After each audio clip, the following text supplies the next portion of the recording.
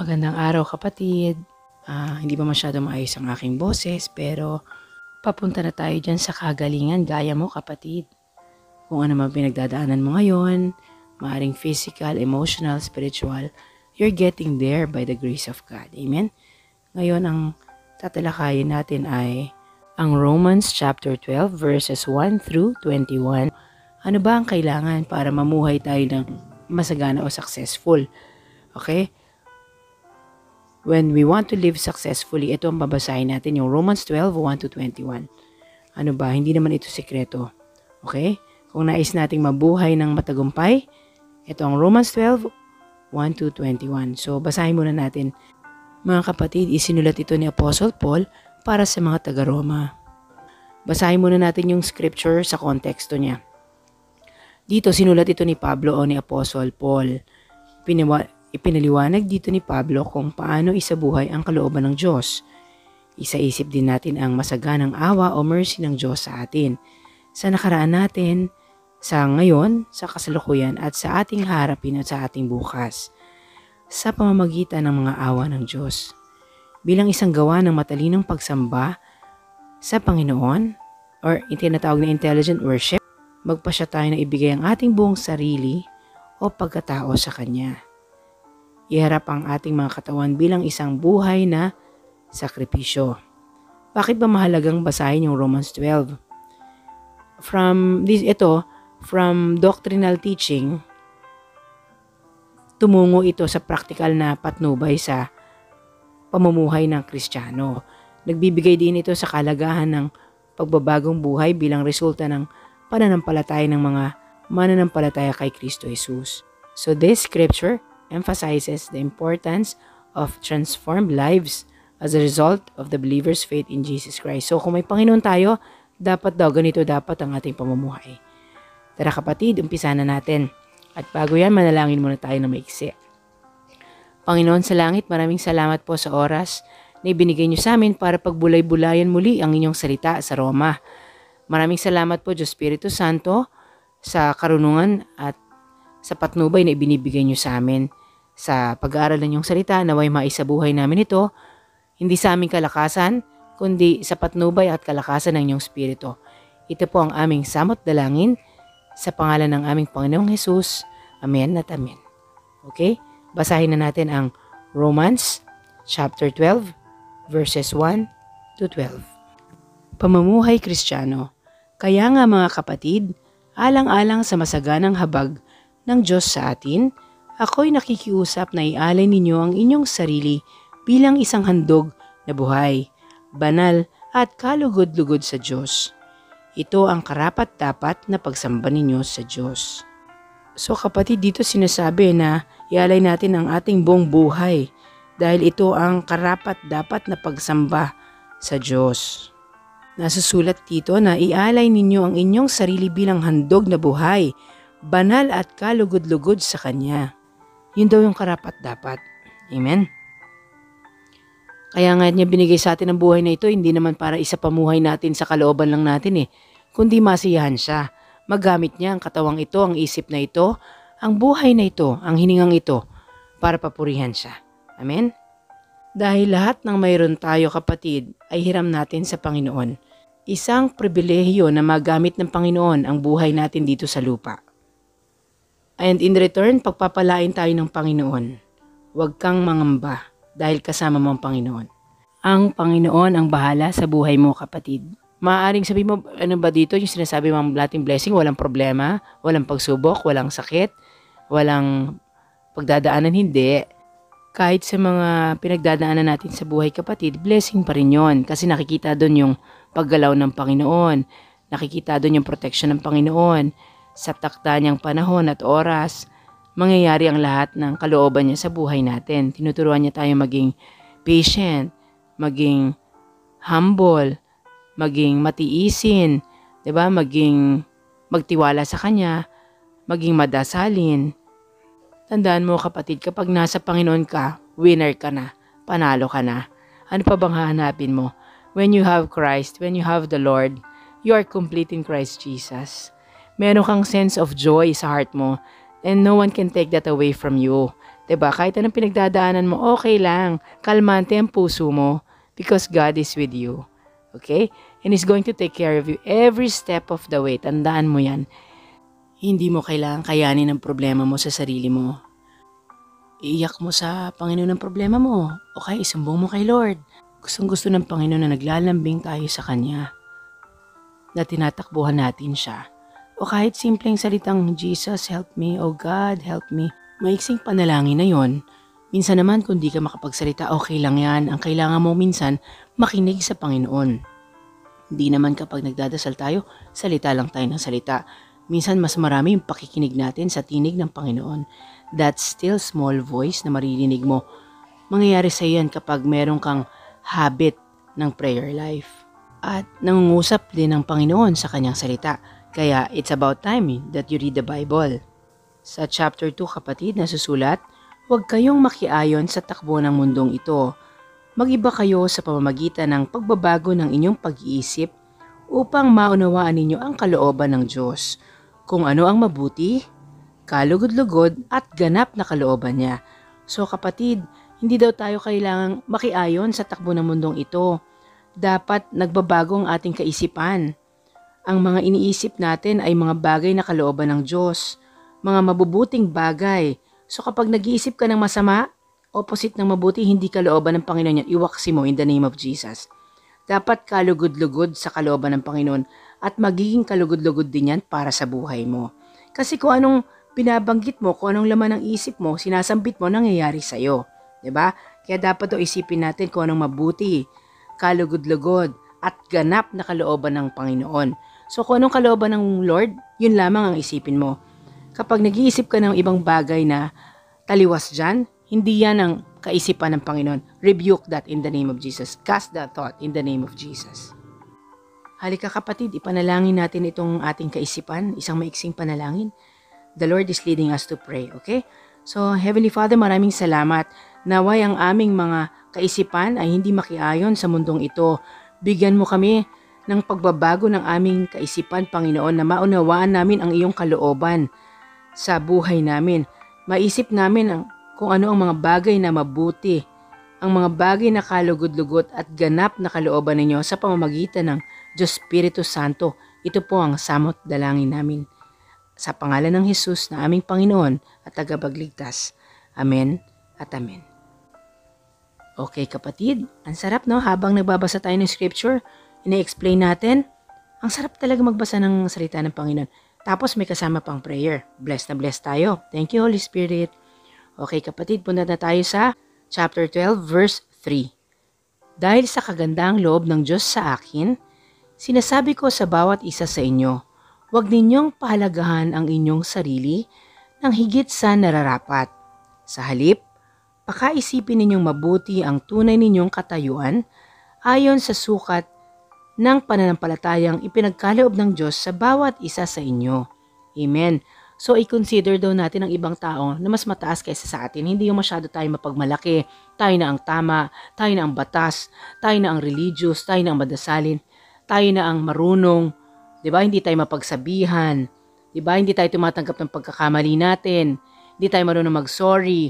Hindi natin masabing, pasensya ka na, nagkamali ako. Ay, ako yan. Admit ko, mali ko yan, mistake ko yan. 'Di ba? O kaya, forgive me. 'Di ba? I'm sorry. Yan ang mga words na humility, na may pagtanggap na nakakababa tayo kaysa sa iba. Okay? So, i-consider na natin ang ibang tao na mas mataas kaysa sa atin. Huwag tayo mapagmalaki. Dahil ang nagpapakumbaba ay inaangat ng Panginoon. Kung isipin mo, we are only made righteous by the grace of God, by the righteousness of Jesus Christ. Amen? So, wala tayong may pagmamalaki. And once you have God in your life, hindi ka mayabang eh. Meron kang sense of humility. Kasi alam mo, nasa iyo yung Spirit of God, yung humility ng Jesus. 'Di ba? Nasa puso natin. Makikita ng kapwa natin. Dapat hindi ikaw ang nagsasabing may Panginoon ka. Dapat yung taong nakakasaksi sa buhay mo magsasabing, you have Christ. Hindi mo inaangat sarili mo. Hindi mo inaangat yung mga anak mo, asawa mo, pamilya mo, yung mga gawa mo. Kundi ibang tao. Di ba testimony ang buhay mo? Ibang taong mag-aangat sa'yo, hindi ikaw ang nag-aangat ng sarili mong bangko, sabi nga nila. Amen? That is a rebuke out of love. Halina kapatid at manalangin tayo tungkol dito sa verse 3 na ito. Ama, maraming salamat. Patawarin niyo po kami sa mga pagkakataon na naitataas namin ang aming sarili sa aming kapwa, na mas masyado kaming marunong, kami na ang tama, kami na ang batas. Hindi kami tumanggap ng aming pagkakamali, hindi kami marunong mag-sorry, hindi kami marunong na magpatawad o minamaliit namin ang iba. Minsan tingin namin na mas may wisdom kami o mas religious kami o mas may relationship kami kaysa sa ibang tao. Panginoon, patawarin niyo po kami sa pagmamataas namin. Sorry, Panginoon. Minsan niisip namin na ay, ang pamilya lang namin ang bless, gano'n. O ang pamilya namin ay magaling ang asawa ko, magaling ang anak ko, magaling ako. Minsan tinitingnan namin ang buhay ng ibang tao na mababa at kinukumpara sa buhay namin, Panginoon. Patawad po, Panginoon. Bigyan niyo po kami ng pusong umuunawa na nagpapakumbaba, na ang papuri ay hindi nanggagaling sa aming bibig, kundi nanggagaling sa kapwa namin na nakikita na buhay ka, na ikaw ang kumikilos sa buhay namin. Hindi namin kailangang purihin o itaas ang aming sarili, ang kabuhayan namin, ang mahamahal namin sa buhay, Panginoon. Patawad po, Panginoon. Sinabi mo nga, Panginoon, sa iyong salita, kung anong panukat ang ginawa mo sa kapwa mo, ganun din ang panukat na gagawin mo sa amin. Patawad po, Panginoon. Bigyan niyo po kami ng pusong mapagmahal, compassionate heart, a heart na umuunawa sa aming kapwa, at a humble heart. Hindi po sa salita lang na humble, kundi nakikita talaga sa aming buhay. Itikom namin ang aming bibig sa mga bagay na ikakatisod ng aming kapwa, kundi iangat namin ikaw, i-glorify ka namin sa buhay namin, i-share namin yung goodness mo. Panginoon, naway ma-share namin ang kabutihan mo in a humble way, na hindi yung binabrag namin na we are holier than thou, parang ganun. Hindi. Maraming salamat, Panginoon. Patawad po sa mga pagkakataon na naging insensitive kami. Pag may sinabi ang aming kapwa, sasagot kami agad na mas marunong kami, mas magaling kami. Hindi, Panginoon, maraming salamat po.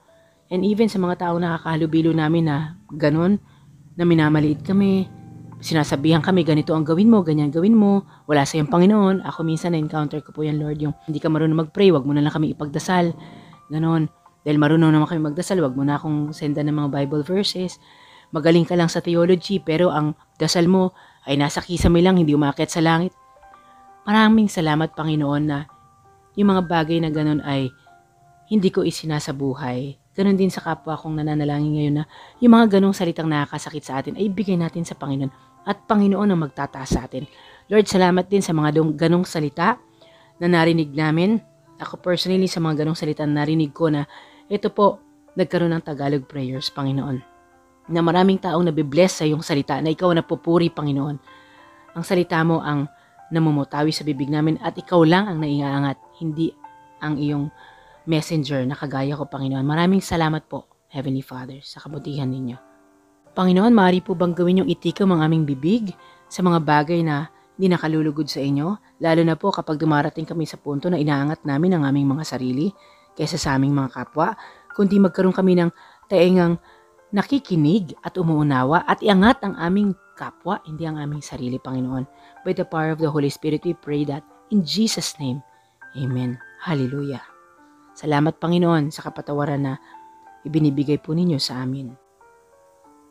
Kapatid, punta tayo sa verse 4. Nasasulat dito, kung paano ang katawan ay binubuo ng maraming bahagi at magkakaiba ng gawain ang bawat isa. Verse 5, gayon din naman kahit na tayo'y marami, nabubuo tayo sa iisang katawan ni Kristo at tayong lahat ay bahagi ng isa't isa. So kapatid, iba-iba tayo ng gifts na binigay ng Panginoon. Kaya nga hindi mo kagaya doon, no, sa verse na kita natin kanina, huwag tayo magmalaki. I-consider natin ang ibang tao na better kesa sa atin. Kasi isang katawan tayo, body of Christ. Kailangan natin ng isa't isa. Hindi pwedeng ikaw lang. Hindi ka pwedeng Kristiyano na lumalakad ka mag-isa. Walang Kristiyanong naglalakad na mag-isa.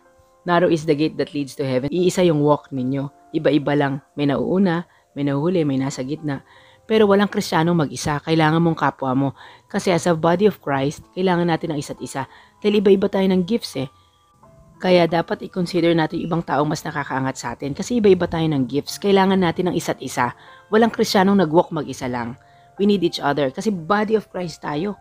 May body ba na ikaw lang? Kailangan mo yung kapwa mo. Kunyari, yung gifts niya sa prayer, siya sa encouragement, siya sa service. 'Di ba? Iba-iba. So, we need each other. Amen? Kapatid, pumunta tayo sa verse 6. Tumanggap tayo ng iba't ibang kaloob ayon sa kagandahang loob ng Diyos. Kaya't, gamitin natin ang mga kaloob na iyan. Kung ang ating kaloob ay pagsasalita ng pahayag mula sa Diyos, magpahayag tayo ayon sa sukat ng ating pananampalataya. Kung paglilingkod ang ating kaloob, maglingkod tayo. Magturo ang tumanggap ng kaloob sa pagtuturo. Magpalakas ng loob ang may kaloob sa pagpapalakas ng loob. Kung pagbibigay ang inyong kaloob, magbigay kayo ng buong puso. Kung pamumuno naman, mamuno kayo ng buong sikap. Kung pagkakawang gawa ang inyong kaloob, gawin ninyo iyan ng buong galak. So kapatid, ayon, dahil nga iisa tayong body of Christ, kailangan natin, ito yung mga gifts natin, lahat ito isa-isahin. Hindi naman lahat ng gifts ng Holy Spirit ibinigay sa'yo. Pinaulan, lahat nakuha mo. Hindi, iba-iba. Para kailanganin natin ang kapwa natin, magpalakasan tayo. Body of Christ ka, buo tayo. In Christ Jesus, di ba? Yun. Kung paglilingkod ang kaloob mo, maglingkod ka. Kung pagtuturo, magturo ka. Kung pagpapalakas ng kalooban ng kapwa mo, magpalakas ka. Amen. Kung pamumuno, mamuno. Di ba? Di ba man pwedeng ikaw lang. Kailangan natin ng isa't isa. Hallelujah. Kapatid, manalangin muna tayo. Panginoon, maraming salamat po that we belong to a body of Christ, Panginoon, na tinawag mo kami para mabuo yung body of Christ. Maraming salamat po, Panginoon, sa mga gifts na binibigay niyo po sa amin by the power of the Holy Spirit. Naway maging blessing kami sa iba at naway sila ay maging blessing din sa amin, Panginoon, bilang body of Christ. Ilagay niyo po kami sa mga tamang tao, Panginoon, sa buhay po namin to bless others and to be a blessing also sa kanila at mabless din kami, Panginoon, sa mga gifts nila, Panginoon. Maraming salamat po to glorify Thy name, O Lord, sa lahat ng bagay na ito. Lahat ng meron kami ay nagmumula sa iyo, pati itong mga regalo na ito, Panginoon, hindi para mapurihan ang aming mga sarili, kundi maihayag na ikaw ang Panginoon na buhay sa buhay namin. In Jesus' name we pray. Amen. Kapatid, punta naman tayo sa verse 9. Pero bago yan, i-emphasize natin yung huli. Kung pagkakawang gawa ang inyong kaloob, gawin ninyo ito ng buong galak. So, sa lahat ng gagawin natin na may kagalakan sa puso natin, di ba? Pati ang pagkakawang gawa. Hindi mo ginagawa out of duty. Ginagawa mo out of the love that you have for Christ. Not expecting anything in return, do alam mo na may makukuha ka sa Panginoon, ginagawa mo lang dahil nagagalak ka, dahil mahal mo ang kapwa mo, dahil gusto mo lang siyang ipag-pray, dahil mahal mo lang siya at gusto mo lang siyang unawain. Amen? Okay, sa chapter 9, okay, punta na tayo sa verse 9. Kapatid, ang sarap talagang pagbulay-bulay ng salita ng Panginoon at manalangin. Amen? Thank you, Holy Spirit. Hallelujah. Purihin po kayo sa presensya namin ngayon, Ama. Hallelujah. Praise you, Jesus. Praise you, Holy Spirit. Okay, verse 9, kapatid. Maging tunay ang inyong pagmamahalan. Kasuklaman ninyo ang masama at pakaibigin ang mabuti. So, ang pagmamahalan natin sa isa't isa ay tunay. Paano mo malalaman na tunay yung pagmamahalan natin sa isa't isa? Hindi mo kinukutya ang kapwa mo. Hindi mo ikinukumpara sa buhay mo na mas magaling ka kaysa sa kanya, kundi pinagdarasal mo siya at inuunawa. Kasuklaman daw natin ang masama. Let's hate evil and do what is good. 'Di ba? Ang lakas ng word na 'yun, no? Kasuklaman mo yung masama at pakaibigin ang mabuti. You hate what is evil and you love what is good. Because everything that's good is from the Lord. Amen? Heavenly Father, teach us to hate what is evil and to do what is good. Panginoon, bigay mo kami ng puso, Panginoon, na mapagmahal sa aming kapwa, lalo na doon sa mga tao, Panginoon, na wala kami mahihita, wala kami makukuha, kundi just to show your love, that you are in us, that you are working in our lives, Panginoon. Ma-share namin yung pagmamahal mo sa mga taong di namin kaano-ano, sa mga taong wala kaming relasyon, Panginoon, kundi makita yung love na meron kami na nagmumula sa inyo. Nawa, bigyan niyo po kami ng puso na masuklam sa masama at pakaibigin namin ang mabuti, Panginoon, dahil mabuti ka. Hallelujah. Purihin po kayo, Panginoon. Okay, kapatid. Sinabi ng Panginoon, 'di ba? Lagi ko sinasabi kung may 2 o 3 nagkasama sa panalangin, siya ay nasa kalagitnaan natin, lalo't nagbabasa tayo ng Word of God. So, kapatid, punta na tayo sa verse 10. Magmahalan kayo bilang tunay na magkakapatid. at pahalagaan ninyo ang iba ng higit sa pagpapahalaga nila sa inyo. Mahalin mo yung kapwa mo na parang kapatid mo. Kung mahal mo ang kamag-anak mo, mahal mo sa buhay, anak mo, asawa mo, ano naman yun? Ano magagawa nun? Natural lang na mahal mo yun. Ang tunay na pagmamahal ay mahalin mo yung kapwa mo, yung hindi ka mahal-mahal, yung hindi mo kaano-ano, yung wala kang makukuha something in return. That's true love. Diba? Yun ang nasusulat kapatid sa Luke chapter 6 verse 32. Pero mag-concentrate muna tayo sa Roma. Itatakil natin yan sa susunod. Mahalin natin yung mga taong who cannot give back to us. Amen? Sa verse 11, magpakasipag kayo at huwag maging tamad. Buong puso kayong maglingkod sa Panginoon. Hindi tayo dapat parang ningas kugon sa pananampalataya natin sa pagmamahal sa Panginoon. Kung kailan mo lang gustong mag-read ng Bible, kung kailan mo lang gustong mag-pray, hindi ganun lifestyle kasi yan eh. Pero hindi mo pinipilit yung kapwa mo, yung mahal mo sa buhay, hindi mo ini-insist sa kanila yung beliefs mo. Hindi mo ini-insist sa kanila na, ay ako, ganito ako mag-pray, ganito ako magbasa. No, it's not that. Okay, unawain mo sila kung nasan silang phase ng life nila. Okay? Ang sinasabi lang, maging masipag ka rin sa panalangin para sa mahal mo sa buhay, para sa mga kapitbahay mo. Baka ikaw, dasal ka ng dasal, nandiyan ka lang sa bahay mo. Okay yon. Pero mamaya, hate ka na ng neighbors mo. Hindi ka marunong makipagkapwa-tao. Nasaan ang pagiging Kristiyano doon? Hindi ka makabate, hindi ka man lang makasabing, good morning neighbor, maraming salamat nga pala sa umagang ito na nakausap kita ngayon. Kamusta ka naman? Dapat kapatid nakikipag-usap tayo. Dapat kapatid marunong tayo makipagkapwa-tao. Ang buhay natin ay testimony ng goodness ng Lord. Ilaw tayo sa sanlibutan kapatid, dapat nag-iilaw tayo sa kapitbahay natin. 'Di ba? Nagbibigay ka ng something sa kapitbahay mo kasi nakikita si Christ sa'yo. Babuksan mo yung bintana ng kotse mo o naglalakad ka habang nagwawalis ka sa bakuran mo. Good morning, magandang umaga. Yung ganun ba? Simple talk. Pero dapat yun bukal sa puso mo kasi nakikita kapag sincere ka. Okay? So, magpakasipag tayo at huwag maging tamad. Okay? Buong puso kayong maglingkod sa Panginoon. Yung paglilingkod sa Panginoon yun, pag naglilingkod ka sa kapwa mo, sa mga kapitbahay mo, sa mga taong di mo kaano-ano, that's serving the Lord. Diba sabi ng Panginoon, kapag ginawa mo to the least of your brethren, ginawa mo yon sa akin. Amen? Paano mo sasabing mahal mo ang Diyos kung itong mga taong nakikita mo, hindi mo mapakitaan ng pagmamahal ng Panginoon? Kung inuusig ka, hayaan mo lang. May tanim na yan ang salita ng Diyos. Kahit nga si Jesus inusig pero hindi siya tumigil. Naging humble si Lord. King of Kings and Lord of Lords, pero sumunod sa Ama. Amen? Punta tayo sa Verse 13, tumulong kayo sa pangangailangan ng mga kapatiran at patuloyin ninyo ang mga taga-ibang lugar. So tumulong tayo sa kapatiran natin. Kung may nangangailangan, pwede tayong tumulong sa pagdadasal o pagbibigay ng pera o sa pag-encourage sa kanila o sa simpleng pakikinig natin sa kanila. Iba-iba, you can help by just reaching out o pwede may mga ibang tao kailangan lang nilang pakinggan sila. Gaya nung kay Job, ang daming sinabi ng mga kaibigan niya, pwedeng makinig ka lang. Okay? At magpatuloy tayo ng mga tao sa tahanan natin.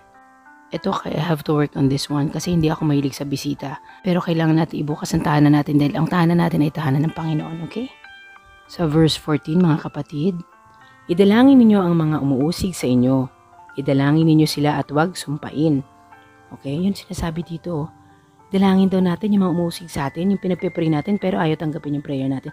Ako yung tao na yon, no? Sinasabi na yung prayer ko daw parang nasa kisame lang. Wala naman akong ill feelings. Actually, I bless that person. Sabi ko, Lord, sana makakilala siyang tunay sa'yo. Marami siyang sinasabi sa akin, pero alam mo, I just give it to the Lord. Sige. Pero, na yun, nakikita ko siya, wala namang masama sa dibdib ko para sa kanya. Kasi alam ko na iba-iba tayo ng walk sa Lord. Maaaring hindi pa siya ganun sa kanyang pananampalataya o may pinagdadaanan siya. Dapat umunawa tayo. Dapat tayo magpasensya. Kung di nila kayang umangat sa atin, tayo ang magpakumbaba para maabot natin sila. Hallelujah. Praise the Lord. Pagdasal natin sila, let's speak of blessing. Huwag sumama ang loob natin. Unawain natin kung tayo ay mature na sa pananampalataya. Sa verse 15, mga kapatid, makigalak kayo sa mga nagagalak at makitangis sa mga tumatangis. Ibig sabihin, kapag may nalulungkot, makidalamhati tayo. Pag na may namatayan, makiramay tayo. That is an opportunity para maging blessing tayo sa kapwa natin. Pag may pinagdadaanan sila, mahina sila, pakinig tayo. Pag nasa malungkot silang chapter ng buhay nila, that's a good ministry. You can ask the person, how can I pray for you? Ilang tao ba magsasabi sa'yong, paano kita maipagdadasal? Napakadalang. Diba? Wala namang taong tatanggi. Lahat ng tao kailangan ng panalangin, kapatid. Amen. Hallelujah, kapatid. Ngayon, punta na tayo sa verse 16. Magkaisa kayo ng saloobin. Huwag kayong magmayabang. Sa halip ay makisama kayo kahit sa mga dukha. So, sinabi ba kapatid na huwag tayong makisalamuha sa hindi natin kapananampalataya? Do not be equally yoked. Pero pakikisamahan natin sila para makita yung pagmamahal ng Panginoon. We share the love of God. Pero iba yung pagtangi mo sa kapananampalataya mo. Amen? Hindi ibig sabihin iiwasan mo yung mga taong kaiba ng pananampalataya mo. Kasi si Jesus nga, He came for the sinners. Diba? Kailangan yung buhay natin nakikita ng hindi mananampalataya. That will lead them to the love of God. Nagsushow ba tayo ng love of God sa neighbor natin? Hindi naman kailangan basahan mo ng scripture, ipag-pray mo eh. Bigyan mo lang ng ulam, ngitian mo lang. Okay na. Kausapin mo lang, kamustahin mo lang, batiin mo lang. Blessing na yun. Ganun lang kasimple. Walang tao makikinig sa'yo kahit sabihin pa nagsisimba ka. Hindi naman nakikita sa'yo na may Panginoon ka. Diba kagaya kami, kapatid, may mga kapitbahay kami, alam nilang Kristiyano kami. Siyempre, I have to give them food pag may okasyon. Pag lumalabas ako, binabati ko sila. Hindi pa pwedeng hindi mabatiin. Kasi nakikita nilang may Diyos ka eh. Dapat pakita mo na meron totoo, genuinely. Minsan tumatayo ako paminsan, kinakamusta ko sila. Ganun dapat. Sabi nga ng anak ko, Mama, lahat na lang pinagdarasal mo, mga kapitbahay natin, kaliwa, kanan, sa likod, sa harap. Pati mga barangay captain natin. Sabi ko, anak, lahat dapat pinagdarasal yan. Kasi, yun ang gusto ng Panginoon sa atin, to do good works, to glorify His name. Diba? Amen? So, kapatid, ang pagiging Kristiyano nakikita ng kapwa natin. Sila magsasabing, ito, Kristiyano to. Kitang-kita sa buhay niya. Amen. Then, lalapit sa sabihin, alam mo, Christian ka, diba? Diba, ang sarap pag ganun. Hindi yung ikaw magsabi, Christian ako, nag-church ako. Sa isip-isip ng tao, hindi nakatitig sa'yo. Para namang hindi halata. Diba, sis? Diba, brother? Dapat nakikita, sila magsasabi nun. Diba? Halina kapatid at manalangin tayo uli ng maiksi. Lord, maraming salamat, Panginoong Jesus, na tinubos mo kami sa aming kasalanan sa krus ng Kalbaryo. Heavenly Father, maraming salamat sa kabutihan mo sa amin na ikaw hindi ka nagmaramot na ibigay ang iyong bugtong na anak para sa amin. Panginoon, ganun din po yung buhay namin. Naway maibigay namin sa kapwa namin, sa mga kapitbahay namin, sa mga nakakasalamuhan namin, hindi namin kakilala. Magbigay buhay kami sa kanila, sa aming pananalita, sa aming mga gawa, na may maging pagpapala kami, Panginoon. Turuan niyo po kami na magkaroon ng compassionate heart, na magkaroon ng pusong mapagmahal sa mga taong nasa paligid namin, Panginoon, para po mapurihan po kayo at maitaas ang inyong pangalan. In Jesus' name we pray. Amen. Kapatid, sa verse 17, huwag ninyong gantihan ng masama ang masama. Sikapin ninyong mamuhay ng marangal. Alam mo kapatid, lagi kong tinatandaan to do good to those who hate you.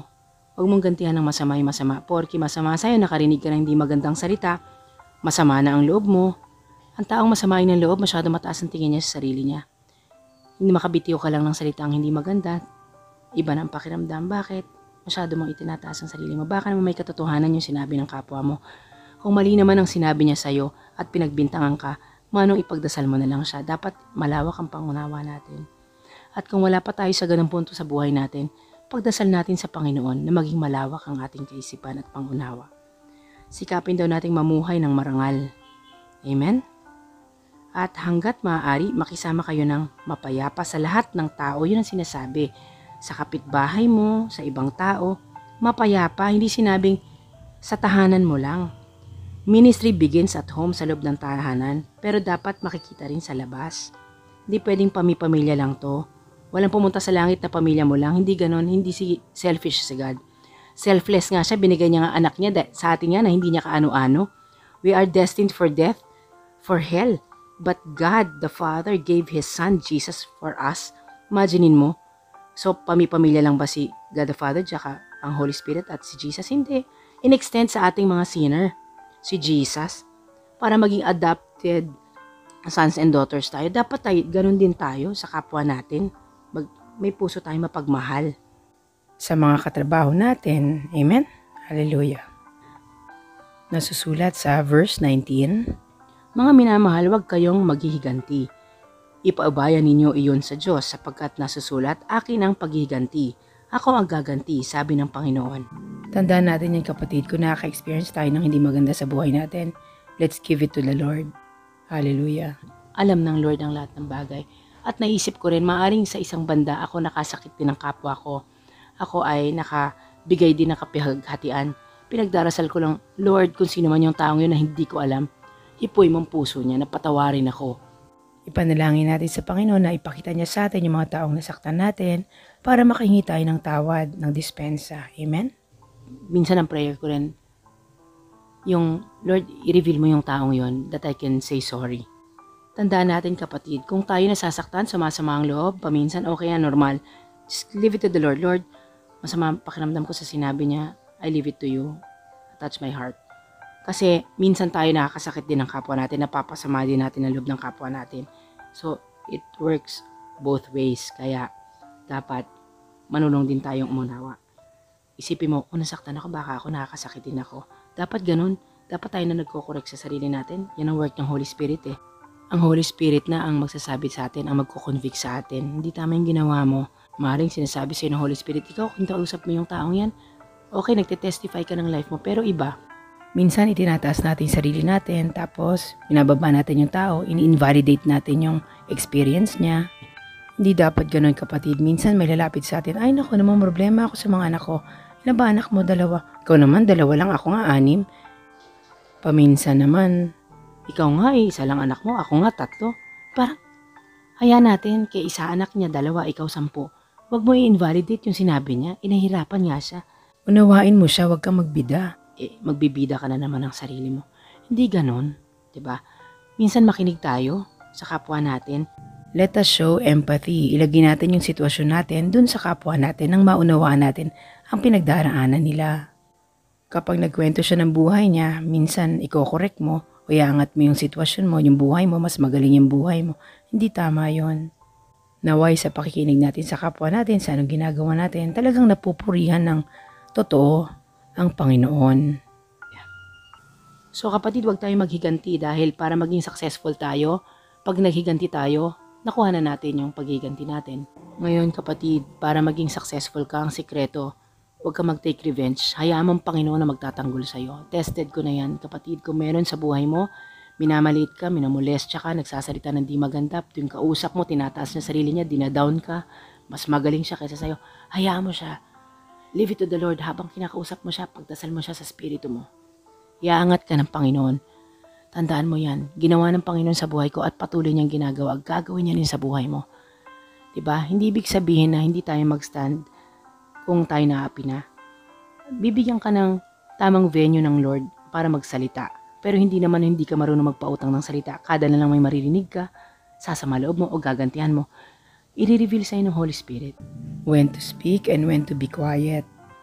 And when to listen. Napaka-importante sa lahat yung makinig. Kapag nagdadasal tayo, hindi lang tayo salita ng salita, nakikinig tayo sa tinig ng Diyos. Kung salita tayo ng salita, paano natin maririnig ang tinig ng Panginoon? Kailangan minsan tahimik tayo kapatid. Kahit sa harap natin, huwag tayong salita ng salita, minsan makinig tayo. Ngayon naman, kung sobra naman sa pagsasalita yung karap natin, may mga cases na ganon, minsan defensive lang yung tao or insecure. Makinig ka lang, hihinto rin yan. Mag-quiet ka. Amen?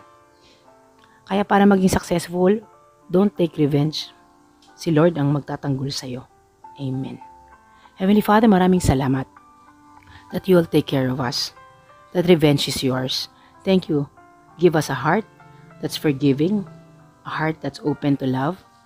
Para sa mga unlovable, dahil minsan, Panginoon, naging unlovable din kami. Salamat po. Hindi rin kami lovable. At kahit ngayon na kasama ka na namin, Panginoon, may mga times na makasalanan kami, na nagkakamali kami.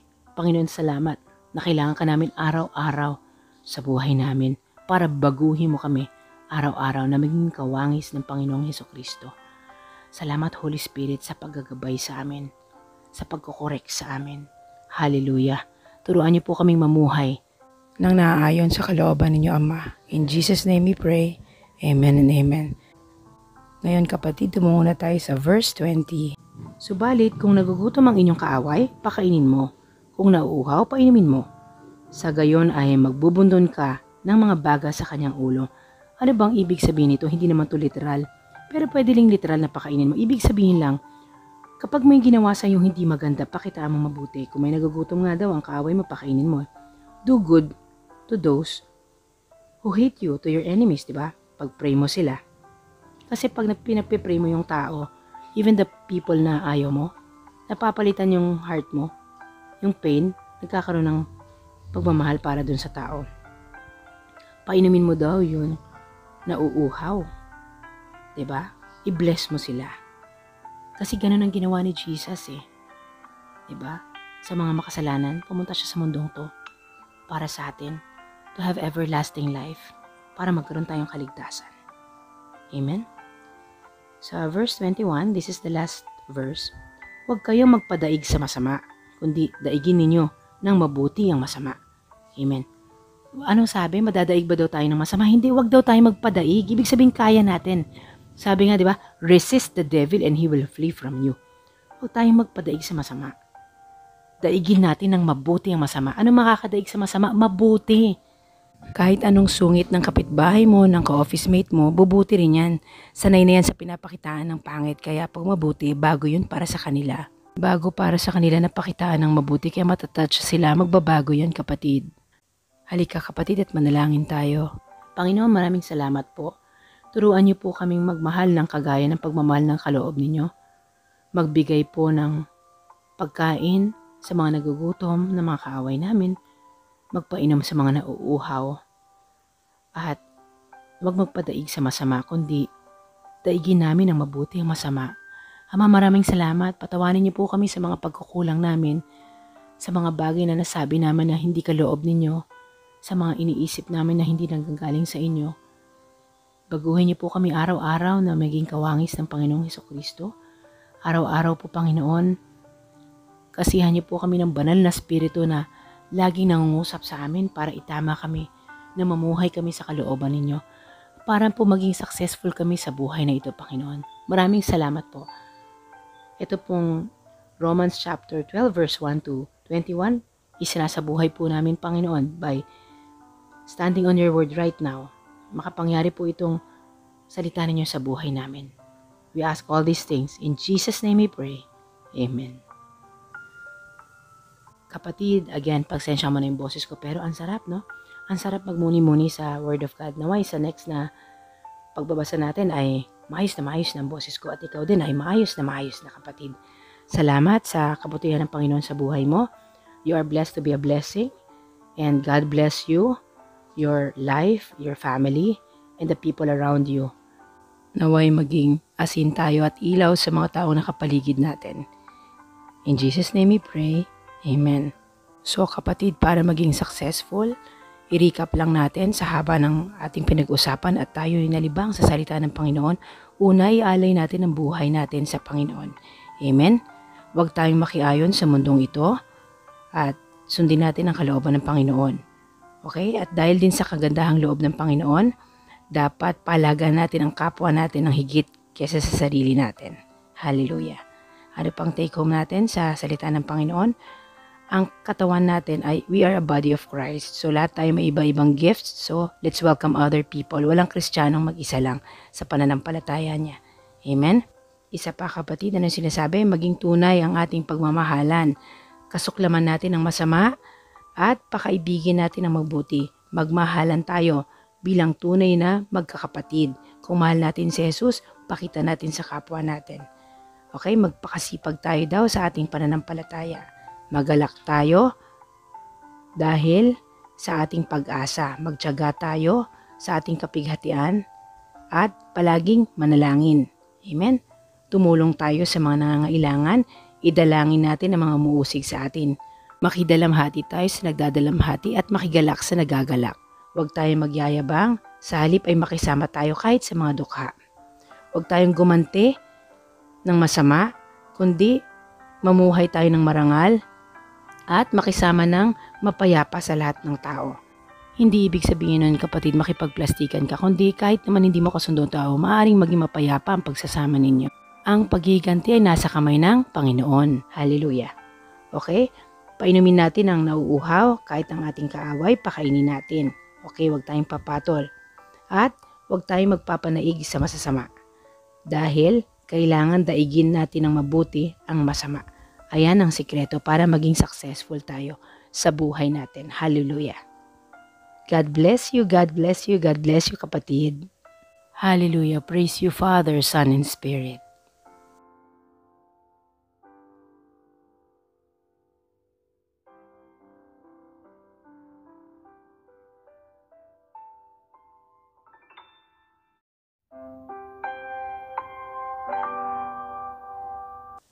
Magandang araw, kapatid. Hindi pa masyado maayos ang aking boses, pero papunta na tayo dyan sa kagalingan gaya mo, kapatid. Kung ano man pinagdadaanan mo ngayon, maaring physical, emotional, spiritual, you're getting there by the grace of God. Amen? Ngayon, ang tatalakayin natin ay ang Romans chapter 12 verses 1 through 21. Ano ba ang kailangan para mamuhay tayo ng masagana o successful? Okay? When we want to live successfully, ito ang babasahin natin, yung Romans 12, 1 to 21. Ano ba? Hindi naman ito sekreto. Okay? Kung nais nating mabuhay ng matagumpay, ito ang Romans 12, 1 to 21. So, basahin muna natin. Mga kapatid, isinulat ito ni Apostle Paul para sa mga taga-Roma. Basahin muna natin yung scripture sa konteksto niya. Dito, sinulat ito ni Pablo o ni Apostle Paul. Ipinaliwanag dito ni Pablo kung paano isabuhay ang kalooban ng Diyos. Isaisip din natin ang masaganang awa o mercy ng Diyos sa atin, sa nakaraan natin, sa ngayon, sa kasalukuyan at sa ating harapin at sa ating bukas, sa pamamagitan ng mga awa ng Diyos. Bilang isang gawa ng matalinong pagsamba sa Panginoon, or tinatawag na intelligent worship, magpasya tayo na ibigay ang ating buong sarili o pagkatao sa Kanya. Iharap ang ating mga katawan bilang isang buhay na sakripisyo. Bakit ba mahalagang basahin yung Romans 12? From doctrinal teaching, tumungo ito sa practical na patnubay sa pamumuhay ng Kristiyano.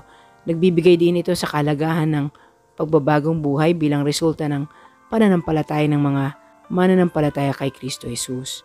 So this scripture emphasizes the importance of transformed lives as a result of the believer's faith in Jesus Christ. So kung may Panginoon tayo, dapat ganito dapat ang ating pamumuhay.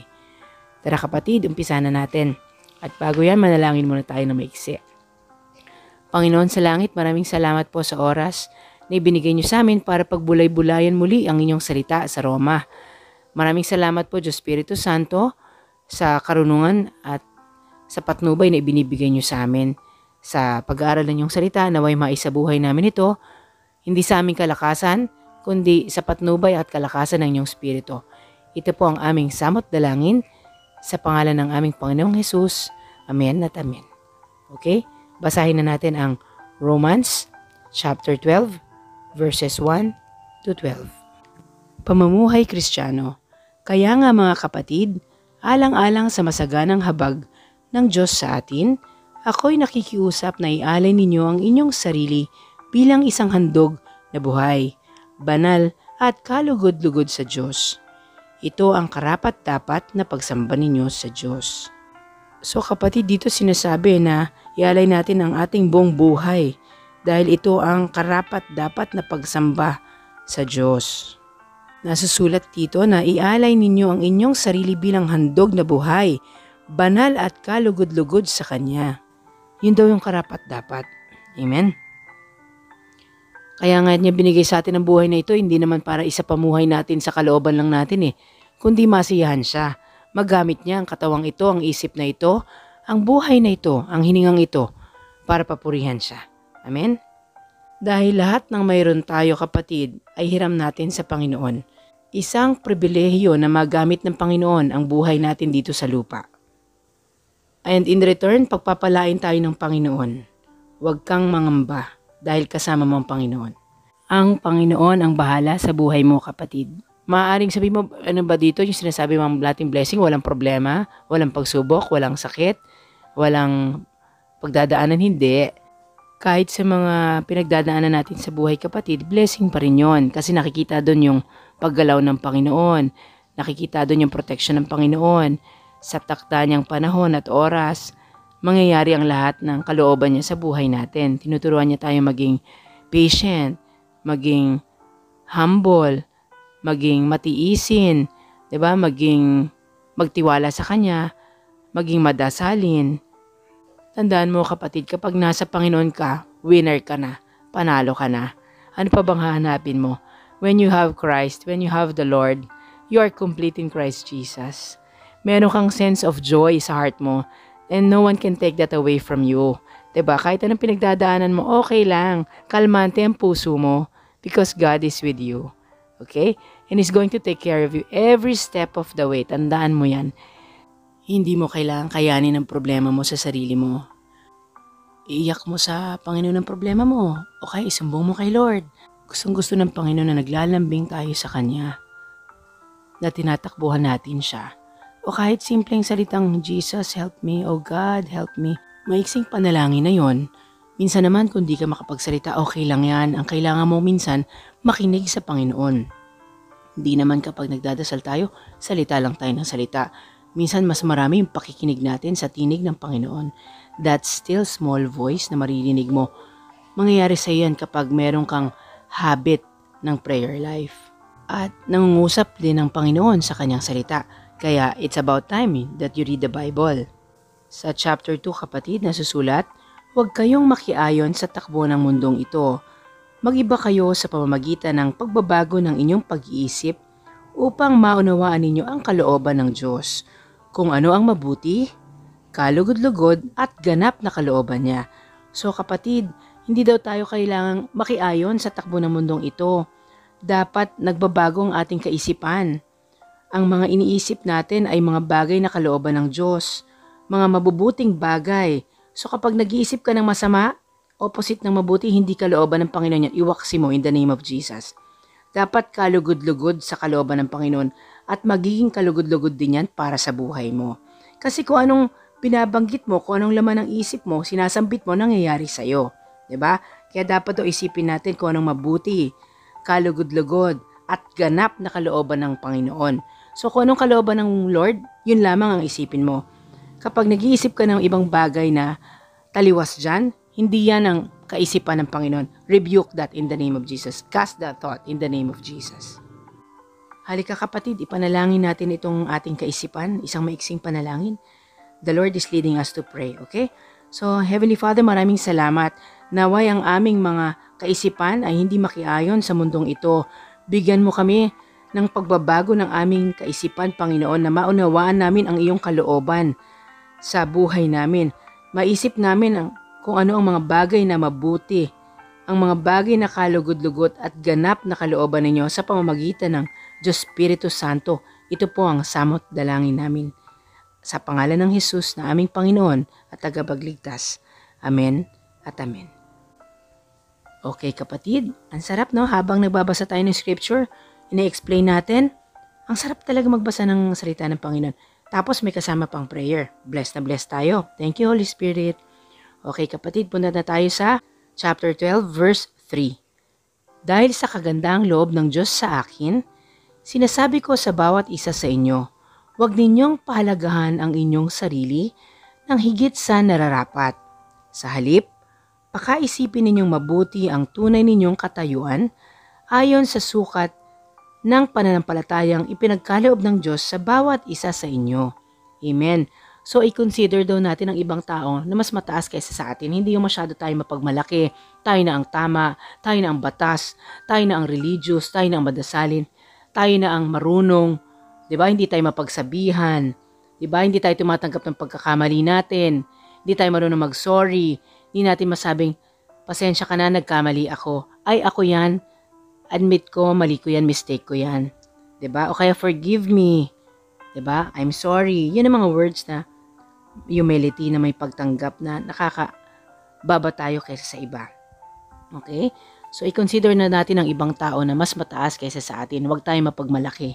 Dahil ang nagpapakumbaba ay inaangat ng Panginoon. Kung isipin mo, we are only made righteous by the grace of God, by the righteousness of Jesus Christ. Amen? So, wala tayong may pagmamalaki. And once you have God in your life, hindi ka mayabang eh. Meron kang sense of humility kasi alam mo na nasa iyo yung Spirit of God, yung humility ng Jesus. 'Di ba? Nasa puso natin. Makikita ng kapwa natin. Dapat hindi ikaw ang nagsasabing may Panginoon ka. Dapat yung taong nakakasaksi sa buhay mo magsasabing, you have Christ. Hindi mo inangat sarili mo.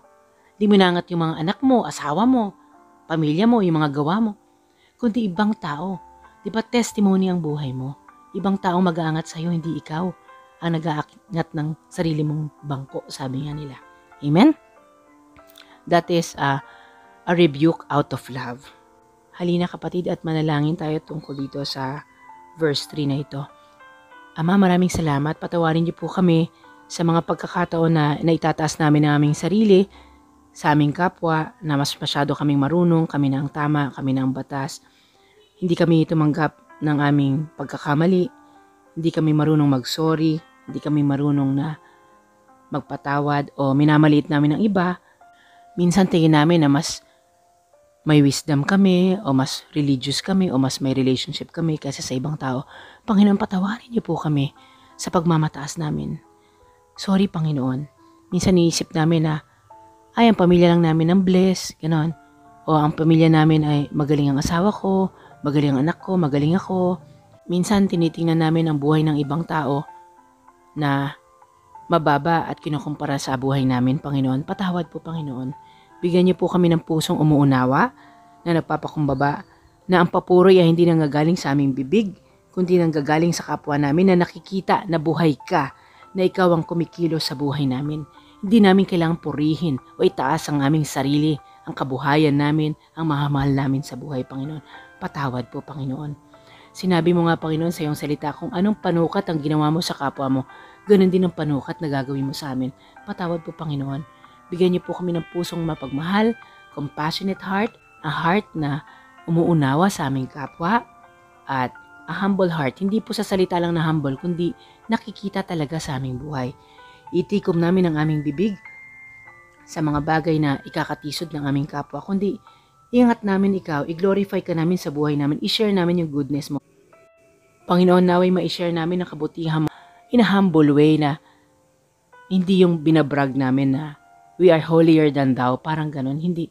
Maraming salamat, Panginoon. Patawad po sa mga pagkakataon na naging insensitive kami. Pag may sinabi ang aming kapwa, sasagot kami agad na mas marunong kami, mas magaling kami. Hindi, Panginoon, maraming salamat po. And even sa mga taong nakakahalubilo namin na ganun, na minamaliit kami, sinasabihan kami, ganito ang gawin mo, ganyan gawin mo, wala sa iyong Panginoon. Ako minsan na-encounter ko po yan, Lord, yung hindi ka marunong mag-pray, wag mo na lang kami ipagdasal. Ganon. Dahil marunong naman kami magdasal, wag mo na akong sendan ng mga Bible verses. Magaling ka lang sa theology, pero ang dasal mo ay nasa kisame lang, hindi umakyat sa langit.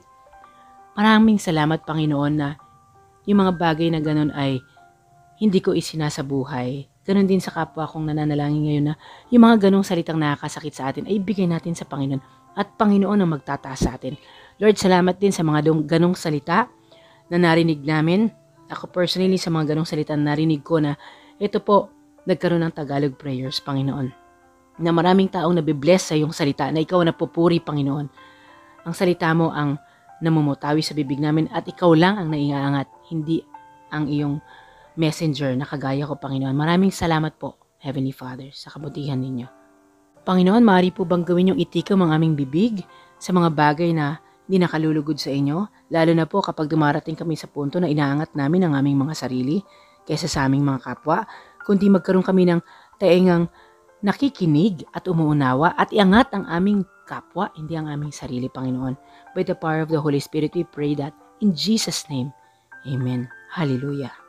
Salamat, Panginoon, sa kapatawaran na ibinibigay po ninyo sa amin.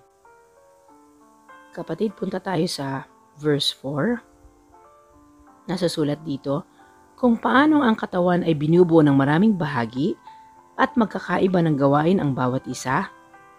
Verse 5, gayon din naman kahit na tayo'y marami, nabubuo tayo sa iisang katawan ni Kristo at tayong lahat ay bahagi ng isa't isa. So kapatid, iba-iba tayo ng gifts na binigay ng Panginoon. Kaya nga hindi mo kagaya doon sa verse na kita natin kanina, huwag tayo magmalaki. I-consider natin ang ibang tao na better kesa sa atin. Kasi isang katawan tayo, body of Christ. Kailangan natin ng isa't isa. Hindi pwedeng ikaw lang. Hindi ka pwedeng Kristiyano na lumalakad ka mag-isa. Walang Kristiyanong naglalakad na mag-isa. Narrow is the gate that leads to heaven. Iisa yung walk ninyo. Iba-iba lang. May nauuna, may nahuhuli, may nasa gitna. Pero walang Kristiyanong mag-isa. Kailangan mong kapwa mo. Kasi as a body of Christ, kailangan natin ng isa't isa. Dahil iba-iba tayo ng gifts eh. Kaya dapat i-consider natin ibang taong mas nakakaangat sa atin. Kasi iba-iba tayo ng gifts. Kailangan natin ng isa't isa. Walang Kristiyanong nag-walk mag-isa lang. We need each other. Kasi body of Christ tayo. May body ba na ikaw lang? Kailangan mo yung kapwa mo. Kunyari, yung gifts niya sa prayer. Siya sa encouragement. Siya sa service. 'Di ba? Iba-iba. So we need each other. Amen? Kapatid, pumunta tayo sa verse 6. Tumanggap tayo ng iba't ibang kaloob ayon sa kagandahang loob ng Diyos. Kaya't, gamitin natin ang mga kaloob na iyan. Kung ang ating kaloob ay pagsasalita ng pahayag mula sa Diyos, magpahayag tayo ayon sa sukat ng ating pananampalataya. Kung paglilingkod ang ating kaloob, maglingkod tayo. Magturo ang tumanggap ng kaloob sa pagtuturo. Magpalakas ng loob ang may kaloob sa pagpapalakas ng loob. Kung pagbibigay ang inyong kaloob, magbigay kayo ng buong puso. Kung pamumuno naman, mamuno kayo ng buong sikap. Kung pagkakawang gawa ang inyong kaloob, gawin ninyo iyan ng buong galak. So kapatid, ayon, dahil nga iisa tayong body of Christ, kailangan natin, ito yung mga gifts natin, lahat ito isa-isahin. Hindi naman lahat ng gifts ng Holy Spirit ibinigay sa'yo. Pinaulan, lahat nakuha mo. Hindi, iba-iba. Para kailanganin natin ang kapwa natin, magpalakasan tayo. Body of Christ, kabuo tayo in Christ Jesus, di ba? Yun, kung paglilingkod ang kaloob mo, maglingkod ka. Kung pagtuturo, magturo ka. Kung pagpapalakas ng kalooban ng kapwa mo, magpalakas ka. Amen. Kung pamumuno, mamuno. Di ba? Di man pwedeng ikaw lang. Kailangan natin ng isa't isa. Hallelujah. Kapatid, manalangin muna tayo. Panginoon, maraming salamat po that we belong to a body of Christ, Panginoon, na tinawag mo kami para mabuo yung body of Christ. Maraming salamat po, Panginoon, sa mga gifts na binibigay niyo po sa amin by the power of the Holy Spirit. Naway maging blessing kami sa iba at naway sila ay maging blessing din sa amin, Panginoon, bilang body of Christ. Ilagay niyo po kami sa mga tamang tao, Panginoon, sa buhay po namin to bless others and to be a blessing also sa kanila at ma-bless din kami, Panginoon, sa mga gifts nila, Panginoon. Maraming salamat po to glorify Thy name, O Lord, sa lahat ng bagay na ito. Lahat ng meron kami ay nagmumula sa iyo. Pati itong mga regalo na ito, Panginoon, hindi para mapurihan ang aming mga sarili, kundi maihayag na Ikaw ang Panginoon na buhay sa buhay namin. In Jesus' name we pray. Amen. Kapatid, punta naman tayo sa verse 9. Pero bago yan, i-emphasize natin yung huli. Kung pagkakawang gawa ang inyong kaloob, gawin ninyo ito ng buong galak. So, sa lahat ng gagawin natin na may kagalakan sa puso natin, di ba? Pati ang pagkakawang gawa. Hindi mo ginagawa out of duty. Ginagawa mo out of the love that you have for Christ. Not expecting anything in return, do alam mo na may makukuha ka sa Panginoon, ginagawa mo lang dahil nagagalak ka, dahil mahal mo ang kapwa mo, dahil gusto mo lang siyang ipag-pray, dahil mahal mo lang siya at gusto mo lang siyang unawain. Amen? Okay, sa chapter 9, okay, punta na tayo sa verse 9. Kapatid, ang sarap talagang pagbulay-bulay ng salita ng Panginoon at manalangin. Amen? Thank you, Holy Spirit. Hallelujah. Purihin po kayo sa presensya namin ngayon, Ama. Hallelujah. Praise you, Jesus. Praise you, Holy Spirit. Okay, verse 9, kapatid. Maging tunay ang inyong pagmamahalan. Kasuklaman ninyo ang masama at pakaibigin ang mabuti. So, ang pagmamahalan natin sa isa't isa ay tunay. Paano mo malalaman na tunay yung pagmamahalan natin sa isa't isa? Hindi mo kinukutsa ang kapwa mo. Hindi mo ikinukumpara sa buhay mo na mas magaling ka kaysa sa kanya, kundi pinagdarasal mo siya at inuunawa. Kasuklaman daw natin ang masama. Let's hate evil and do what is good. 'Di ba? Ang lakas ng word na yun, no? Kasuklaman mo yung masama at pakaibigin ang mabuti. You hate what is evil and you love what is good. Because everything that's good is from the Lord. Amen? Heavenly Father, teach us to hate what is evil and to do what is good, Panginoon. Bigay mo kami ng puso, Panginoon, na mapagmahal sa aming kapwa, lalo na dun sa mga tao, Panginoon, na wala kami mahihita, wala kami makukuha, kundi just to show your love, that you are in us, that you are working in our lives, Panginoon. Ma-share namin yung pagmamahal mo sa mga taong di namin kaano-ano, sa mga taong wala kaming relasyon, Panginoon, kundi makita yung love na meron kami na nagmumula sa inyo. Nawa, bigyan niyo po kami ng puso na masuklam sa masama at pakaibigin namin ang mabuti, Panginoon, dahil mabuti ka. Hallelujah. Purihin po kayo, Panginoon. Okay, kapatid. Sinabi ng Panginoon, di ba? Lagi ko sinasabi kung may 2 o 3 nagkasama sa panalangin, siya ay nasa kalagitnaan natin. Lalo't nagbabasa tayo ng Word of God. So, kapatid, punta na tayo sa verse 10. Magmahalan kayo bilang tunay na magkakapatid at pahalagaan ninyo ang iba ng higit sa pagpapahalaga nila sa inyo. Mahalin mo yung kapwa mo na parang kapatid mo. Kung mahal mo ang kamag-anak mo, mahal mo sa buhay, anak mo, asawa mo, ano naman yun? Ano magagawa nun? Natural lang na mahal mo yun. Ang tunay na pagmamahal ay mahalin mo yung kapwa mo, yung hindi ka mahal-mahal, yung hindi mo kaano-ano, yung wala kang makukuha something in return. That's true love. Diba? Yun ang nasusulat, kapatid, sa Luke chapter 6 verse 32. Pero mag-concentrate muna tayo sa Roma. Itatakil natin yan sa susunod. Mahalin natin yung mga taong who cannot give back to us. Amen? Sa verse 11, magpakasipag kayo at huwag maging tamad. Buong puso kayong maglingkod sa Panginoon. Hindi tayo dapat parang ningas kugon sa pananampalataya natin sa pagmamahal sa Panginoon. Kung kailan mo lang gustong mag-read ng Bible, kung kailan mo lang gustong mag-pray, hindi ganun lifestyle kasi yan eh. Pero hindi mo pinipilit yung kapwa mo, yung mahal mo sa buhay. Hindi mo ini-insist sa kanila yung beliefs mo. Hindi mo ini-insist sa kanila na, ay ako, ganito ako mag-pray, ganito ako magbasa. No, it's not that. Okay, unawain mo sila kung nasan silang phase ng life nila. Okay? Ang sinasabi lang, maging masipag ka rin sa panalangin para sa mahal mo sa buhay, para sa mga kapitbahay mo. Baka ikaw dasal ka ng dasal, nandiyan ka lang sa bahay mo. Okay yon. Pero mamaya, hate ka na ng neighbors mo. Hindi ka marunong makipagkapwa-tao. Nasaan ang pagiging Kristiyano doon? Hindi ka makabati, hindi ka man lang makasabing, good morning neighbor, maraming salamat nga pala sa umagang ito na nakausap kita ngayon. Kamusta ka naman? Dapat, kapatid, nakikipag-usap tayo. Dapat, kapatid, marunong tayo makipagkapwa-tao. Ang buhay natin ay testimony ng goodness ng Lord.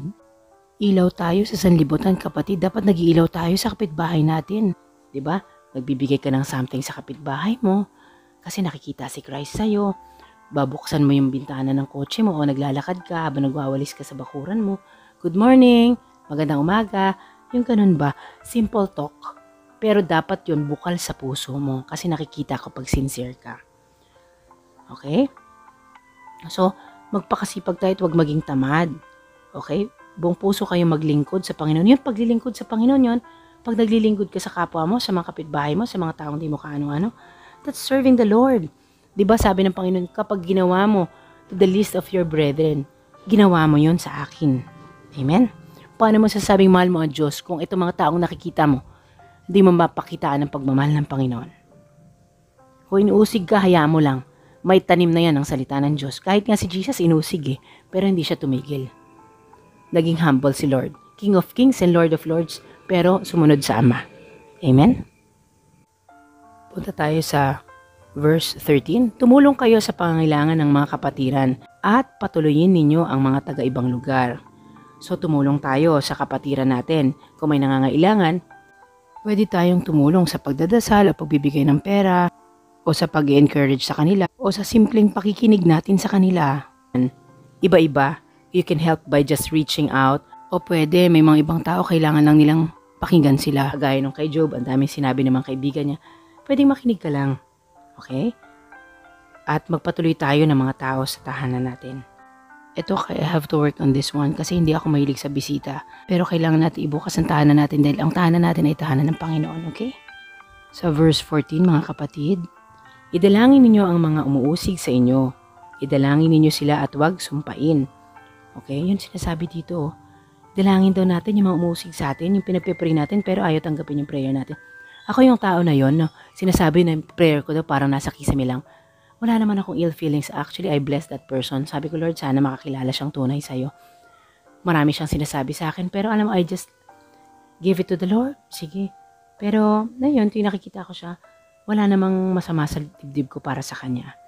Kasi alam ko na iba-iba tayo ng walk sa Lord. Maring hindi pa siya ganun sa kanyang pananampalataya o may pinagdadaanan siya. Dapat umunawa tayo. Dapat tayo magpasensya. Kung di nila kayang umangat sa atin, tayo ang magpakumbaba para maabot natin sila. Hallelujah. Praise the Lord. Pagdasal natin sila, let's speak of blessing. Huwag sumama ang loob natin. Unawain natin kung tayo ay mature na sa pananampalataya. Sa verse 15, mga kapatid, makigalak kayo sa mga nagagalak at makitangis sa mga tumatangis. Ibig sabihin, kapag may nalulungkot, makidalamhati tayo. Pag na may namatayan, makiramay tayo. That is an opportunity para maging blessing tayo sa kapwa natin. Pag may pinagdadaanan sila, mahina sila, pakinig tayo. Pag nasa malungkot silang chapter ng buhay nila, that's a good ministry. You can ask the person, how can I pray for you? Ilang tao ba magsasabi sa'yong, paano kita maipagdadasal? Napakadalang, diba? Wala namang taong tatanggi. Lahat ng tao kailangan ng panalangin, kapatid. Amen. Hallelujah, kapatid. Ngayon, punta na tayo sa verse 16. Magkaisa kayo ng saloobin, huwag kayong magmayabang. Sa halip ay makisama kayo kahit sa mga dukha. So, sinabi ba kapatid na huwag tayong makisalamuha sa hindi natin kapananampalataya? Do not be equally yoked. Pero pakikisamahan natin sila para makita yung pagmamahal ng Panginoon. We share the love of God. Pero iba yung pagtangi mo sa kapananampalataya mo. Amen? Hindi ibig sabihin iiwasan mo yung mga taong kaiba ng pananampalataya mo. Kasi si Jesus nga, He came for the sinners. Diba? Kailangan yung buhay natin nakikita ng hindi mananampalataya. That will lead them to the love of God. Nagsushow ba tayo ng love of God sa neighbor natin? Hindi naman kailangan basahan mo ng scripture, ipag-pray mo eh. Bigyan mo lang ng ulam, ngitian mo lang. Okay na. Kausapin mo lang, kamustahin mo lang, batiin mo lang. Blessing na yun. Ganun lang kasimple. Walang tao makikinig sa'yo kahit sabihin pa nagsisimba ka. Hindi naman nakikita sa'yo na may Panginoon ka. Diba kagaya kami, kapatid, may mga kapitbahay kami, alam nilang Kristiyano kami. Siyempre, I have to give them food pag may okasyon. Pag lumalabas ako, binabati ko sila. Hindi pa pwedeng hindi mo batiin. Kasi nakikita nilang may Diyos ka eh. Dapat pakita mo na meron totoo, genuinely. Minsan tumatayo ako paminsan, kinakamusta ko sila. Ganun dapat. Sabi nga ng anak ko, Mama, lahat na lang pinagdarasal mo, mga kapitbahay natin, kaliwa kanan, sa likod, sa harap. Pati mga barangay captain natin. Sabi ko, anak, lahat dapat pinagdarasal yan. Kasi, yun ang gusto ng Panginoon sa atin, to do good works, to glorify His name. Diba? Amen? So, kapatid, ang pagiging Kristiyano nakikita ng kapwa natin. Sila magsasabing, ito, Kristiyano to. Kitang-kita sa buhay niya. Amen? Then, lalapit siya sabihin, alam mo, Christian ka, diba? Diba? Ang sarap pag ganun. Hindi yung ikaw magsabi, Christian ako, nag-church ako. Sa isip-isip ng tao, hindi nakatitig sa'yo. Para namang hindi halata. Diba, sis? Diba, brother? Dapat nakikita, sila magsasabi nun. Diba? Halina kapatid at manalangin tayo uli ng maiksi. Lord, maraming salamat, Panginoong Jesus, na tinubos mo kami sa aming kasalanan sa krus ng Kalbaryo. Heavenly Father, maraming salamat sa kabutihan mo sa amin na ikaw hindi ka nagmaramot na ibigay ang iyong bugtong na anak para sa amin. Panginoon, ganun din po yung buhay namin. Naway maibigay namin sa kapwa namin, sa mga kapitbahay namin, sa mga nakakasalamuhan namin, hindi namin kakilala. Magbigay buhay kami sa kanila, sa aming pananalita, sa aming mga gawa, na may maging pagpapala kami, Panginoon. Turuan niyo po kami na magkaroon ng compassionate heart, na magkaroon ng pusong mapagmahal sa mga taong nasa paligid namin, Panginoon, para po mapurihan po kayo at maitaas ang inyong pangalan. In Jesus' name we pray. Amen. Kapatid, sa verse 17, huwag ninyong gantihan ng masama ang masama. Sikapin ninyong mamuhay ng marangal. Alam mo kapatid, lagi kong tinatandaan to do good to those who hate you. Huwag mong gantihan ng masama yung masama. Porke masama sa'yo, nakarinig ka ng hindi magandang salita, masama na ang loob mo, Ang taong masamain ng loob, masyado mataas ang tingin niya sa sarili niya. Hindi makabitiw ka lang ng salitang hindi maganda, iba na ang pakiramdam. Bakit? Masyado mong itinataas ang sarili mo. Baka naman may katotohanan yung sinabi ng kapwa mo. Kung mali naman ang sinabi niya sa'yo at pinagbintangan ka, manong ipagdasal mo na lang siya. Dapat malawak ang pangunawa natin. At kung wala pa tayo sa ganung punto sa buhay natin, pagdasal natin sa Panginoon na maging malawak ang ating kaisipan at pangunawa. Sikapin daw nating mamuhay ng marangal. Amen? At hanggat maaari, makisama kayo ng mapayapa sa lahat ng tao. Yun ang sinasabi. Sa kapitbahay mo, sa ibang tao, mapayapa, hindi sinabing sa tahanan mo lang. Ministry begins at home sa loob ng tahanan, pero dapat makikita rin sa labas. Hindi pwedeng pamilya lang to. Walang pumunta sa langit na pamilya mo lang. Hindi ganon, hindi selfish si God. Selfless nga siya, binigay niya nga anak niya sa atin nga na hindi niya kaano-ano. We are destined for death, for hell. But God, the Father, gave His Son, Jesus, for us. Imaginein mo. So, pamilya lang ba si God the Father, tsaka ang Holy Spirit at si Jesus? Hindi. In-extend sa ating mga sinner, si Jesus, para maging adopted sons and daughters tayo. Dapat tayo, ganun din tayo sa kapwa natin. May puso tayong mapagmahal. Sa mga katrabaho natin. Amen? Hallelujah. Nasusulat sa verse 19, mga minamahal, huwag kayong maghihiganti. Ipaubayan ninyo iyon sa Diyos sapagkat nasusulat, akin ang paghihiganti. Ako ang gaganti, sabi ng Panginoon. Tandaan natin yan kapatid, kung nakaka-experience tayo ng hindi maganda sa buhay natin, let's give it to the Lord. Hallelujah. Alam ng Lord ang lahat ng bagay. At naisip ko rin, maaring sa isang banda, ako nakasakit din ng kapwa ko. Ako ay nakabigay din ng kapighatian. Pinagdarasal ko lang, Lord, kung sino man yung taong yun na hindi ko alam, hipoy mong puso niya, napatawarin ako. Ipanalangin natin sa Panginoon na ipakita niya sa atin yung mga taong nasaktan natin para makahingi tayo ng tawad, ng dispensa. Amen? Minsan ang prayer ko rin, yung Lord, i-reveal mo yung taong yon that I can say sorry. Tandaan natin kapatid, kung tayo nasasaktan, sumasama ang loob, paminsan okay yan, normal. Just leave it to the Lord. Lord, masama pakiramdam ko sa sinabi niya, I leave it to you. Touch my heart. Kasi minsan tayo nakakasakit din ng kapwa natin, napapasama din natin ang loob ng kapwa natin. So, it works both ways. Kaya, dapat manulong din tayong umunawa. Isipin mo, kung nasaktan ako, baka ako nakakasakit din ako. Dapat ganun. Dapat tayo na nagko-correct sa sarili natin. Yan ang work ng Holy Spirit eh. Ang Holy Spirit na ang magsasabi sa atin, ang magko-convict sa atin. Hindi tama yung ginawa mo. Maaaring sinasabi sa'yo ng Holy Spirit, ikaw, kung kausap mo yung taong yan, okay, nagte-testify ka ng life mo, pero iba. Minsan itinataas natin sarili natin, tapos binababa natin yung tao, ini-invalidate natin yung experience niya. Hindi dapat ganun kapatid. Minsan may lalapit sa atin, ay naku, namang problema ako sa mga anak ko. Ilan ba anak mo? 2. Ikaw naman, 2 lang, ako nga 6. Paminsan naman, ikaw nga isa lang anak mo, ako nga 3. Parang, hayaan natin, kay isa anak niya 2, ikaw 10. Huwag mo i-invalidate yung sinabi niya, inahirapan nga siya. Unawain mo siya, huwag kang magbida. Magbibida ka na naman ng sarili mo. Hindi ganon, 'di ba? Minsan makinig tayo sa kapwa natin. Let us show empathy. Ilagay natin yung sitwasyon natin dun sa kapwa natin nang maunawaan natin ang pinagdaraanan nila. Kapag nagkwento siya ng buhay niya, minsan iko-correct mo o iangat mo yung sitwasyon mo, yung buhay mo, mas magaling yung buhay mo. Hindi tama yon. Naway sa pakikinig natin sa kapwa natin, sa anong ginagawa natin, talagang napupurihan ng totoo ang Panginoon. So kapatid, huwag tayong maghiganti dahil para maging successful tayo, pag naghiganti tayo, nakuha na natin yung paghiganti natin.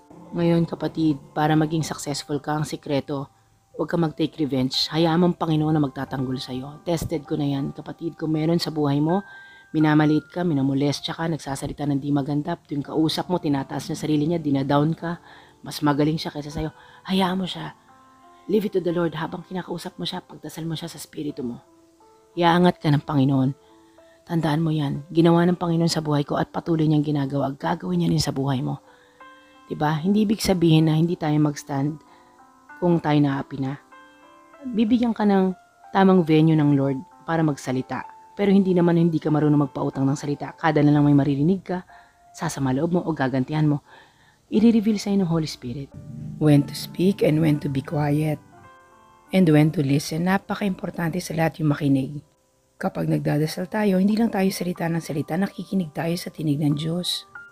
Kung salita tayo ng salita, paano natin maririnig ang tinig ng Panginoon? Kailangan minsan tahimik tayo, kapatid.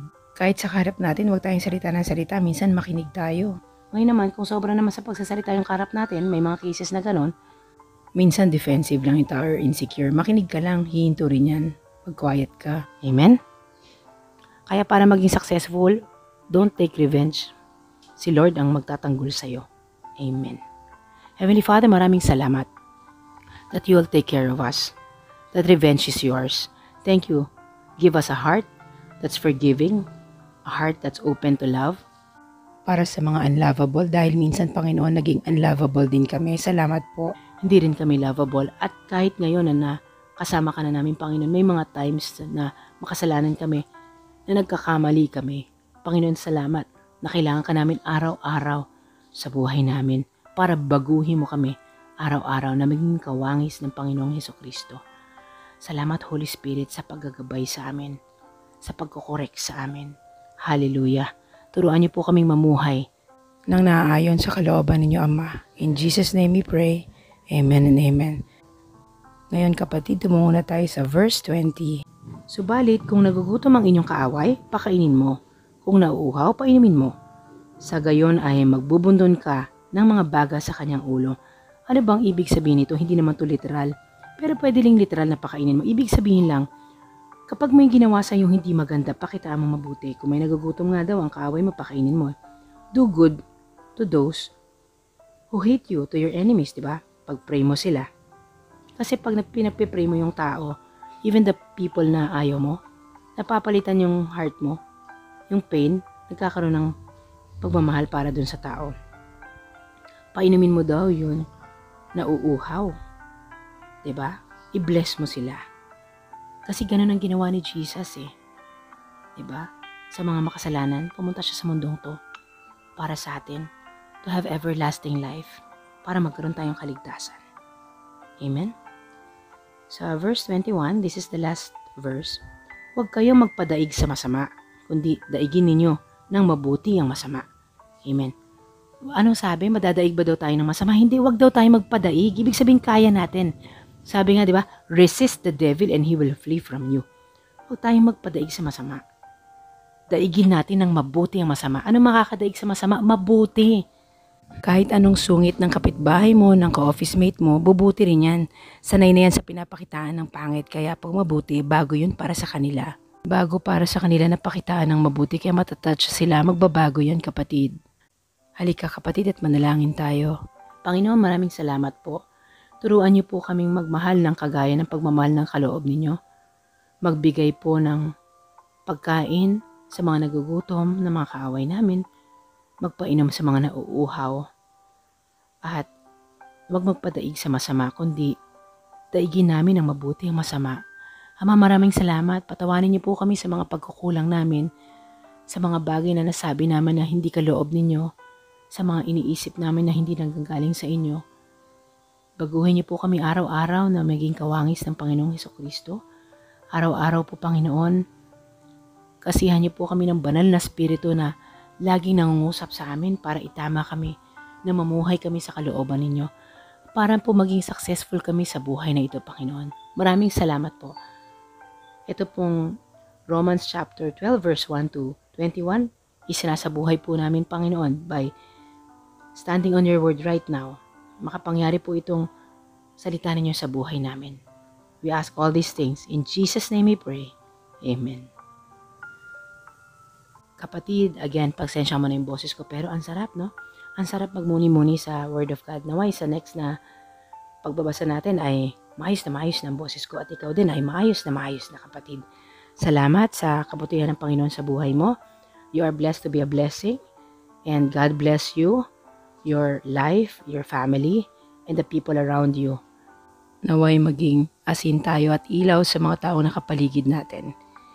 In Jesus' name we pray. Amen. So kapatid, para maging successful, i-recap lang natin sa haba ng ating pinag-usapan at tayo ay nalibang sa salita ng Panginoon. Una, ialay natin ang buhay natin sa Panginoon. Amen. Huwag tayong makiayon sa mundong ito at sundin natin ang kalooban ng Panginoon. Okay? At dahil din sa kagandahang loob ng Panginoon, dapat palagan natin ang kapwa natin ng higit kaysa sa sarili natin. Hallelujah. Ano pang take home natin sa salita ng Panginoon? Ang katawan natin ay we are a body of Christ. So lahat tayo may iba-ibang gifts. So let's welcome other people. Walang Kristiyanong mag-isa lang sa pananampalataya niya. Amen? Isa pa kapatid, ano sinasabi? Maging tunay ang ating pagmamahalan. Kasuklaman natin ang masama at pakaibigin natin ang mabuti. Magmahalan tayo bilang tunay na magkakapatid. Kung mahal natin si Jesus, pakita natin sa kapwa natin. Okay, magpakasipag tayo daw sa ating pananampalataya. Magalak tayo dahil sa ating pag-asa. Magtiyaga tayo sa ating kapighatian at palaging manalangin. Amen? Tumulong tayo sa mga nangangailangan. Idalangin natin ang mga umuusig sa atin. Makidalamhati tayo sa nagdadalamhati at makigalak sa nagagalak. Huwag tayong magyayabang. Sa halip ay makisama tayo kahit sa mga dukha. Huwag tayong gumanti ng masama, kundi mamuhay tayo ng marangal at makisama ng mapayapa sa lahat ng tao. Hindi ibig sabihin nun kapatid makipagplastikan ka, kundi kahit naman hindi mo kasundo tao, maaaring maging mapayapa ang pagsasama ninyo. Ang paghiganti ay nasa kamay ng Panginoon. Hallelujah. Okay? Painumin natin ang nauuhaw, kahit ang ating kaaway, pakainin natin. Okay, huwag tayong papatol. At huwag tayong magpapanaig sa masasama. Dahil kailangan daigin natin ng mabuti ang masama. Ayan ang sikreto para maging successful tayo sa buhay natin. Hallelujah. God bless you, God bless you, God bless you kapatid. Hallelujah. Praise you Father, Son, and Spirit.